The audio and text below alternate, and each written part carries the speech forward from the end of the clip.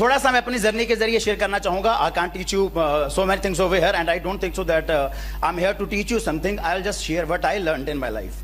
मैं आपको सिखाने के लिए नहीं आया, मैं सिर्फ शेयर करूंगा चीजें मैंने अपनी जिंदगी के अंदर सीखी हैं. बहुत छोटी सी एज के अंदर मैं इस इंडस्ट्री के अंदर आ गया था. वजह 16.5 साढ़े 16 साल का था जब मैं इस इंडस्ट्री के अंदर आ गया था, studying in +1 medical non medical at that time. And साढ़े 16 साल की एज के अंदर मैं इस इंडस्ट्री का पार्ट बना. आगे जाना चाहता था, बहुत ज्यादा ग्रो करना चाहता था जिंदगी के अंदर. That's why I became the part of this industry. And जैसे इंडस्ट्री के अंदर एंटर किया, पहली चीज सीखी कि ये करना है तो उसको करना शुरू किया. फिर सीखा एक से नहीं होगा, 2-3 चीजें, 4 चीजें, 5 चीजें, 6 चीजें, कि एक चीज के साथ आप इस इंडस्ट्री में ग्रो नहीं कर सकते. सक्सेस आपके मल्टीपल फैक्टर्स को समझने से और मल्टीपल फैक्टर्स पे फोकस करने से बनती है. एक ही फैक्टर के ऊपर फोकस करके आप इस इंडस्ट्री के अंदर बहुत बड़ा सक्सेस नहीं बना सकते. There are number of factors which you need to understand, which you need to learn, which you need to work, जिनके ऊपर आपको समझना पड़ेगा, जिनके ऊपर आपको काम करना पड़ेगा, फिर आप अपनी बहुत बड़ी सक्सेस बनाओगे. एंड धीरे धीरे करके एक एक करके मैंने सारे फंडे धीरे धीरे करके समझने शुरू किए. सबसे पहली लाइन जो मेरी अपलाइन ने मेरे को टीच किया था, मैंने came into this industry as I told, वैसी अंडरस्टैंडिंग, वैसी तेरे को तेरा काम करने का तरीका, वैसा तेरा शेड्यूल, कुछ तेरे को ऐसा करना पड़ेगा कि तेरा जो माइंड है वो तेरी एज से ज्यादा ग्रो करना चाहिए, तेरी जो समझ है वो तेरी एज से ज्यादा ग्रो करनी चाहिए, तेरी जो नॉलेज है वो तेरी एज से ज्यादा ग्रो करनी चाहिए. अगर तेरा माइंड, तेरी समझ, तेरा नॉलेज एज से ज्यादा ग्रो कर रहा है तो तू अपनी एज से ज्यादा ग्रो करेगा. अगर वो एज के कंपैरेटिवली ग्रो कर रहा है तो तू उतना ग्रो करेगा. अगर वो एज से कम ग्रो कर रहा है कि 25 साल की एज के अंदर ही बच्चों जैसी हरकतें हैं तो जिंदगी के अंदर बहुत आगे नहीं बढ़ पाएगा. तो एज से ज्यादा तेरे को जल्दी मैच्योर होना पड़ेगा. तो मैंने इस चीज को बहुत अच्छे से समझा and try to do that. मेरे को नहीं पता मैं कितना कर पाया, मैंने इस चीज को करने की कोशिश की. नेटवर्क मार्केटिंग बिजनेस को समझने की कोशिश की, अंडरस्टैंड करने की कोशिश की. नो डाउट ये बिजनेस है और बिजनेस को आपको अंडरस्टैंड करना पड़ता है. इसके अंदर स्ट्रैटेजीज इंप्लीमेंट होती हैं, इसके अंदर प्लानिंग लगता है, मैनेजमेंट लगता है. जो आपने एक बहुत हायर लेवल तक जाना होता है तो आपको उस इंडस्ट्री को समझना पड़ता है. ऐसे ही करके, कैसे ही करके मतलब बहुत ज्यादा ग्रो नहीं किया जा सकता. You need to understand fundamentals, you need to understand strategy, planning. आपको ये सारी चीजें करनी पड़ेंगी अगर आपने इस इंडस्ट्री के अंदर एक बहुत बड़े लेवल तक जाना है और एक बहुत अच्छा नेटवर्क बिल्डअप करना है. मैंने उन चीजों को एक एक करके समझने की कोशिश की. जब भी मैं किसी भी कन्वेंशन को, जैसे गौतम सर ने बड़ा अच्छा बोला कि इंटेलिजेंट फॉलोअर, मैंने उस तरीके से इन चीजों को देखने की कोशिश की. मैं इंटेलिजेंट फॉलोअर नहीं बना, इंटेलिजेंट लिसनर भी बना, इंटेलिजेंट ऑब्जर्वर भी बना. जब मैं कन्वेंशन के अंदर आता था, जो मीटिंग्स के अंदर आता था, ट्रेनिंग मीटिंग्स के अंदर आता था, जब भी मैं किसी इंसान को स्टेज के ऊपर देखता था, वो अपनी सक्सेस के बारे में बताता था, अपने अचीवमेंट्स के बारे में बताता था. I always inspired from everybody success and journey. लेकिन मेरा हमेशा ये होता था कि मैं लोगों की सक्सेस से ज्यादा उनकी जर्नी पे ज्यादा फोकस करता था. That how they have started, कैसे स्टार्ट किया, स्टार्टिंग में क्या किया जिसकी वजह से आज वो यहां पे हैं. आज देखिए जितनी भी टॉप लीडरशिप है, आज जो वो कर रही है, अगर आज आप वो करोगे तो आप यहां पे नहीं पहुंच पाओगे.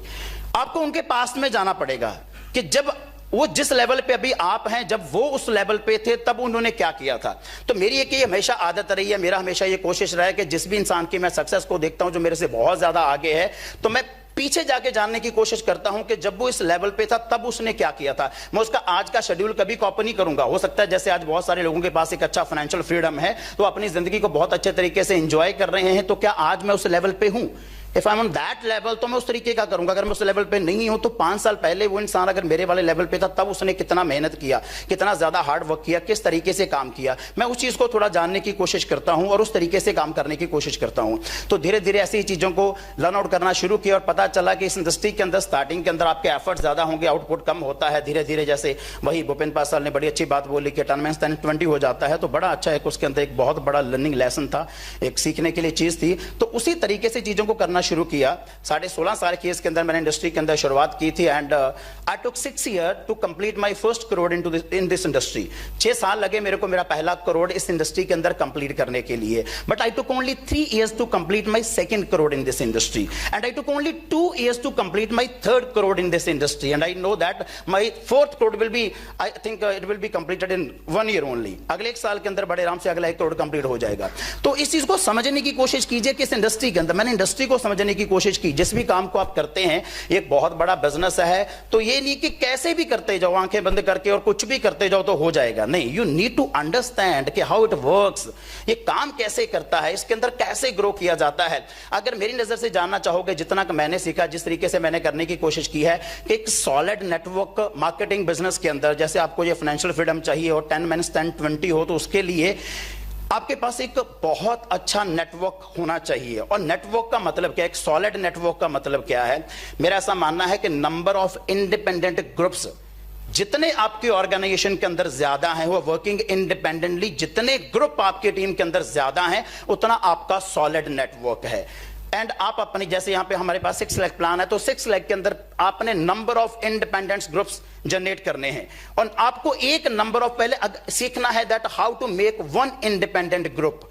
एक इंडिपेंडेंट ग्रुप कैसे बनाना है, फिर उसी को मल्टीप्लाई करना। अगर आप एक इंडिपेंडेंट ग्रुप को बनाना सीख गए, ये पूरे प्रोसेस को अंडरस्टैंड कर गए और आपने उस तरीके से करके ये ग्रुप फॉर्मेशन कर ली एक इंडिपेंडेंट ग्रुप की, तो फिर आपने उसी चीज को बार बार रिपीट करना है और नंबर ऑफ इंडिपेंडेंट ग्रुप्स आपने अपनी ऑर्गेनाइजेशन में बिल्ड करने हैं। जितने नंबर ऑफ इंडिपेंडेंट ग्रुप्स आप अपनी ऑर्गेनाइजेशन के अंदर बिल्डअप करते जाओगे, उतना सॉलिड आपका बिजनेस बनता जाएगा और उतना वो 10-10 20 और 10-10 30 भी होगा, 40 भी होगा, 50 भी होगा, जितना आप number of independent groups build up करते जाओगे। अब एक ग्रुप इंडिपेंडेंट ग्रुप को बिल्डअप करने के लिए आपको सीखना पड़ेगा कि क्या चाहिए। मैं मानता हूं कि एक इंडिपेंडेंट ग्रुप क्या होता है, जिसके अंदर एक बहुत अच्छा लीडर है उसको गाइड करने वाला, उसके अंदर 8-10 उसके पास पहली लेयर के अंदर प्रेजेंटर्स हैं बहुत अच्छे, इसके बाद 20-25 लोगों का एक नया अगर एक, इसको मैं बोलूंगा कि एक इंडिपेंडेंट ग्रुप है जिसमें एक बहुत अच्छा लीडर है, जो एक मोटिवेटर भी है, जो एक ट्रेनर का काम भी करता है, जो एक प्रेजेंटर का काम भी करता है, एक गार्जियन का काम भी करता है। एंड इसके बाद उसके पास एक 8-10 लोगों की एक लेयर है, 8-10 प्रेजेंटर्स की जो प्रेजेंटेशंस कर रहे हैं। इसके बाद 20-25 मान लो उनके पास फ्रेशर्स हैं जो न्यू एसोसिएट हुए हैं, तो ये एक छोटा सा इंडिपेंडेंट ग्रुप हो गया। ऐसी जितनी नोड्स, जितने ग्रुप्स आपकी टीम के अंदर ज्यादा होंगे, आपका उतना सॉलिड बिजनेस इस इंडस्ट्री के अंदर बनता जाएगा। जैसे एक इंडिपेंडेंट ग्रुप बना, 1 से 2 कैसे करने, एक बेसिक रूल ऑफ लाइफ है। जैसे आपने छोटी क्लासेस के अंदर पढ़ा होगा अमीबा, एक आपने सेलुलर ऑर्गेनिज्म पढ़ा होगा, सिंगल सेलुलर ऑर्गेनिज्म है ना अमीबा। वो क्या करता है, जैसे वो थोड़ा सा बड़ा होता है वो 2 में डिवाइड हो जाता है, जैसे वो 2 थोड़े थोड़े बड़े होते हैं वो 4 में डिवाइड हो जाते हैं, 4 थोड़े थोड़े बड़े होते हैं 8 में डिवाइड हो जाते हैं। तो सेम है, आपने पहले एक ग्रुप बनाना है, जैसे वो ग्रुप थोड़ा सा बड़ा हो जाएगा उसको 2 में डिवाइड कर दो, फिर वो 2 ग्रुप अलग अलग लेवल पे काम करेंगे, 2 थोड़े से बड़े हो जाएंगे उसको 4 में डिवाइड कर दो, वो 4 ग्रुप अलग अलग लेवल पे काम करेंगे, जैसे वो थोड़े से बड़े हो जाएंगे उन्हें 8 में डिवाइड कर दो। You will see you will having number of independent groups in your organisation. और जितने ज्यादा इंडिपेंडेंट ग्रुप्स आपके ऑर्गेनाइजेशन के अंदर होंगे, मेरे ख्याल से उतना सॉलिड बिजनेस आपका बनता जाएगा। और धीरे धीरे आप अपनी लेयर को सिखाते जाओगे कि कैसे नंबर ऑफ इंडिपेंडेंट ग्रुप्स बनाने हैं। तो 10-10 20 होगा, 10-10 30 होगा, 10-10 40 ऑटोमेटिकली हो जाएगा। मैंने थोड़ा सा इसी थ्योरी पे काम करने की कोशिश की है, इसी तरीके से काम करने की कोशिश की है। And on the basis of जो भी आज एक बहुत अच्छा टीम बन पाया है, on the basis of that वो बन पाया है। ठीक है। एंड लास्ट एक चीज मैं और आपके साथ डिस्कशन करना चाहूंगा कि अब हमारे पास नो डाउट एक बहुत अच्छी इंडस्ट्री, अगर आप मार्केट के अंदर देखें, जितना कि मैंने रिसर्च किया है, क्योंकि पहले हम लोग प्रीवियस ऑर्गेनाइजेशन में थे तो सिर्फ वहीं पे फोकस था। अदर देन दैट मार्केट में क्या हो रहा है, कौन सी कंपनी आ रही है, कौन सी कंपनी जा रही है, हमारे इस चीज पे ज्यादा फोकस नहीं होता था। लेकिन जब हमने शिफ्टिंग करना था तो नो डाउट हर एक ने अपने अपने लेवल पे बहुत ज्यादा रिसर्चेस किए हैं। So we came to know, मतलब हमें बहुत ज्यादा एक ब्रॉड व्यू पता चला है नेटवर्क मार्केटिंग का, जो हमें पहले जिसके ऊपर हमारा इतना ज्यादा फोकस नहीं था, ध्यान नहीं था। एंड आई ट्रूली बिलीव के बायोशैश इज द बेस्ट प्लेटफॉर्म। ये सिर्फ ये नहीं कि हम लोग बायोशैश का पार्ट है, मैं इसीलिए बोल रहा हूं, ये हमने सभी लोगों ने काफी रिसर्च के बाद, we are having lot of options उस टाइम पे जब हमने शिफ्टिंग करना था। लेकिन इवन देन सभी लोगों ने बायोशैश को क्यों चूज किया, क्योंकि यहां पे हमको चीजें ऐसी मिली जिसकी वजह से भी make this decision. No doubt अगर आप देखोगे बायोशैश के अंदर, मैंने जितना मार्केट के अंदर देखा सर्च मार के, एक हेल्थ सेगमेंट है, एक एफएमसीजी सेगमेंट है। बहुत सारी कंपनी जो एफएमसीजी सेगमेंट के साथ काम कर रही है, उनके पास सिर्फ नाम का हेल्थ सेगमेंट है, उनके पास 2-4 कैप्सूल्स की डब्बियां, nothing else more than that. तो उनके पास सिर्फ नाम का हेल्थ सेगमेंट है, वो एफएमसीजी के अंदर काम करें। कुछ कंपनीज ऐसी हैं जो अपने आप को हेल्थ सेगमेंट वाली, जिनके पास हेल्थ सेगमेंट स्ट्रांग है लेकिन नाम का एफएमसीजी है, वो एफएमसीजी के अंदर बहुत ज्यादा वीक हैं। तो जो एफएमसीजी के अंदर वीक है उनसे हेल्थ सेगमेंट छूट रहा है, जो हेल्थ सेगमेंट के अंदर स्ट्रांग है तो उनसे एफएमसीजी छूट रहा है। ठीक है। एंड लेकिन बायोशैश की अगर आप बात करोगे तो we are strong in both of the points. हम लोग हेल्थ सेगमेंट के अंदर भी बहुत ज्यादा स्ट्रांग है, एफएमसीजी के अंदर भी बहुत ज्यादा स्ट्रांग है। तो ये हमारा बहुत ज्यादा स्ट्रांगेस्ट पॉइंट है मार्केट के अंदर। ठीक है। एंड सेकेंड थिंग नोट, हमारे पास एक बहुत अच्छा बिजनेस मॉडल कंपनी ने डेवलप करके दिया हुआ है। ठीक है। सो आई डोंट थिंक सो कि हमें इधर उधर देखने की जरूरत है, हमें जस्ट अभी नीड है काम के ऊपर फोकस करने की। तो अगर हम काम के ऊपर फोकस करके, जैसे सर लोगों ने ऑलरेडी बताया कि 4-5 साल के अंदर कंसिस्टेंसी के साथ अगर हम काम करें और एक अच्छा ग्रुप बिल्डअप कर लें, एक अच्छा नेटवर्क डेवलप करें। और मैं बोलना चाहूंगा क्योंकि हम लोग बहुत सारे यंगस्टर्स हैं, यंग एज के अंदर एक छोटी सी चीज होती है कि यार ये 5-6 साल ना, जो साथ वाले दोस्त हैं वो डिस्ट्रैक्ट करते हैं कि यार ये 5-6 साल बहुत ज्यादा इंजॉय करने के होते हैं, जहाँ ये जवानी वाला है कि यंग एज वाला पीरियड होता है, तो अदरवाइज ये निकल जाएगा तो इंजॉय कब करेंगे। तो मैंने ऐसा देखा है, जितना का मार्केट को मैंने देखा है, गरीब लोगों की कोई जवानी नहीं होती, आम लोगों की, गरीब लोगों की नहीं होती जवानी। मैं आपकी बात नहीं कर रहा, गरीब लोगों की आप अंडरस्टैंड कीजिए। गरीब लोगों की मतलब जो लोग लेबर क्लास होती है, वो बेचारे 10-12 साल की एज के अंदर तो लेबर करने लग जाते हैं, उनकी जवानी कहाँ आती है, उनको पता भी नहीं चलता जवानी कब आई कब चलेगी। और जो आम लोग होते हैं, इनकी जवानी होती है 5-6 साल की, वही 17 से लेकर 23-24, बस इसके बाद एक जॉब में चले जाते, फिर काहे की जवानी, फिर तो जवानी खत्म हो जाती है बेचारों की। अमीर लोगों की जवानी कभी खत्म नहीं होती, कामयाब लोगों की जवानी कभी जाती नहीं है। आप प्रैक्टिकली देखें, मैं आपको एग्जांपल देता हूं, जैसे जैसे आप अमीर होते जाएंगे ना, आप और ज्यादा जवान होते जाएंगे, जैसे जैसे आप कामयाब होते जाएंगे, आपकी जवानी लंबी हो जाएगी, 5 से 15, 20, 25, 30 साल की हो जाएगी बड़े आराम से। अब आप प्रैक्टिकली देखिए, मैं विशाल सर को पिछले 11 साल से ऐसे ही देख रहा हूं, ऐसी देख रहा हूं मैं, ऐसी बिल्कुल। रघु सर को भी पिछले 11 साल से ऐसे देख रहा हूं, गुरिंदर सर को पिछले 11-12 साल से मैं ऐसे ही देख रहा हूं। मतलब इन लोगों की जवानी रुक गई है, इन्होंने जवानी को पकड़ लिया, जाने नहीं दे रहे। गरीब लोग अफोर्ड नहीं कर पाता कि जवानी को रोक पाए, पैसा लगता है जवानी को रोकने के लिए। आम लोगों के पास भी इतना पैसा नहीं होता, वो 4-5 साल तक रोके रखते, इसके बाद जितना अपने आप ऑटोमेटिकली रुकते हैं, इसके बाद निकल जाते हैं। लेकिन कामयाब लोग जवानी रोक लेते हैं भाई, अमीर लोग जवानी रोक लेते हैं। इसीलिए आप 4-5 साल काम पे ध्यान दीजिए, जवानी कहीं नहीं आने वाली। 4-5 साल अगर आप काम करेंगे तो आने वाले 10 साल की जवानी आप रोक लोगे, आने वाले 15 साल की जवानी आप रोक लोगे। मैं अपना बोलता हूं, आप मेरे को ऐसे ही देखोगे, ऐसे ही देखोगे। 50 साल का हो जाऊंगा तब भी ऐसे देखोगे, 60 साल का हो जाऊंगा तब भी। मेरा फोकस इस पे कि जवानी जाने नहीं देनी मैंने कहीं भी, मैं इसको रोक के रखूंगा।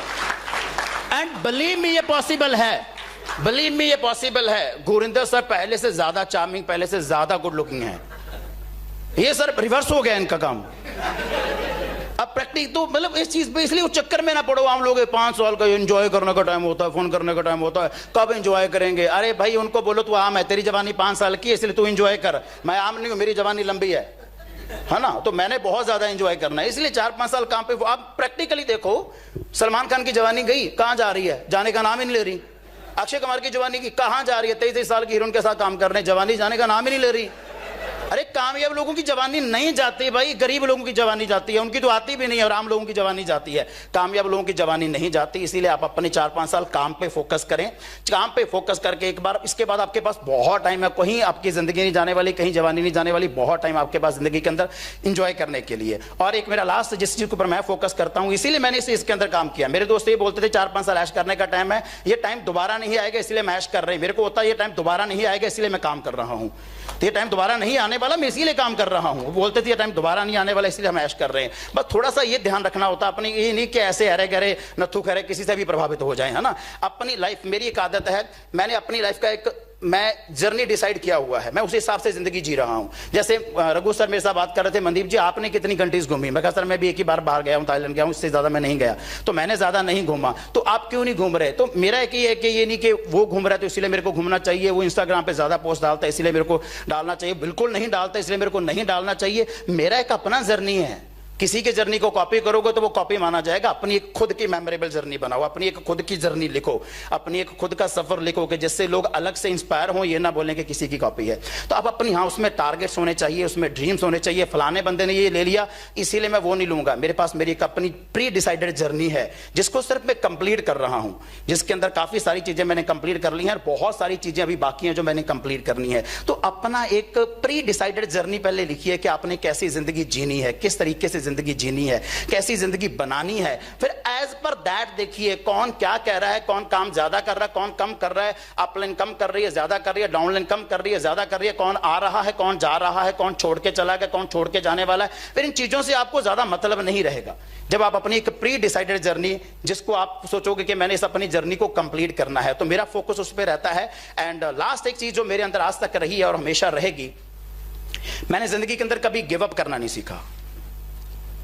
मेरे को पता ही नहीं गिव अप कैसे किया जाता है, हिम्मत कैसे हारी जाती है, हौसला कैसे छोड़ा जाता है, ये सिर्फ अच्छे दौर की बात नहीं कर रहा, हम सभी लोगों ने बहुत सारे, देखो एक तो वो होते हैं जो कॉमन प्रॉब्लम सभी के ऊपर आई हैं, एक वो होती हैं जो अपनी हर बंदे ने खुद हंडाई होती है, जो वही जानता होता है, जो पर्सनल होती है, जो उसी बंदे ने देखा होता है अपनी जिंदगी के अंदर। तो ऐसी बहुत सारी चीजें मैंने जिंदगी के अंदर फेस की हैं पर्सनल लाइफ के अंदर।